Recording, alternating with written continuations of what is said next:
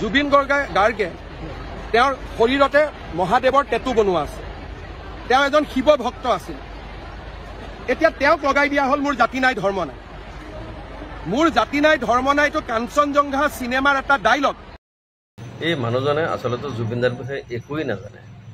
আৰে জুবিনদা অপেন কৈছে মোৰ জাতি নাই ধৰ্ম নাই, এইটো কোনো চিনেমাৰ ডাইলগ নহয়। আৰু হিমন্ত বিশ্বই কৈ আছে এইটো চিনেমাৰ ডাইলগ। আৰে মানুহজনে অপেন ষ্টেজত এনেকৈ দেখাই দিছে, এই চাওক এনেকৈ চাওক মোৰ লগুণ নাই। কিন্তু হিমন্ত বিশ্ব শৰ্মা কি কৈ আছে, এইবিলাক চিনেমাৰ ডাইলগ বুলি কৈয়ে নাস্তিক কৰে। মানুহজন কোনো ধৰ্ম মানাই নাছিলে, আল্টিমেটলি নাস্তিক হ'ব, এইটো কি ডাঙৰ কথা। আৰু পৃথিৱীৰ ভিতৰত এতিয়া নাস্তিক মানুহৰ সংখ্যা বহুত বেছি। সিহঁতৰ মানৱ ধৰ্মলৈ হেৰি কৰে, বিশ্বাস কৰে, কোনো ধৰ্মক সিহঁতে বিশ্বাস নকৰে। জুবিনদাও তেনেকুৱাই আছিলে। আৰু এইটো কৈ আছে হিমন্ত বিশ্ব কৈ আছে যে এইটো বোলো চিনেমাৰ ডাইলগ। চাওক কি অৱস্থা। এই বোলে আকৌ জুবিন গাৰ্গৰ বোলে একদম প্ৰকৃত অনুৰাগী, এই জয়ন্ত মল্ল ইহঁত বোলে একদম প্ৰকৃত অনুৰাগী। মানুহক চাওক কি ভাল লগা নাই দেই।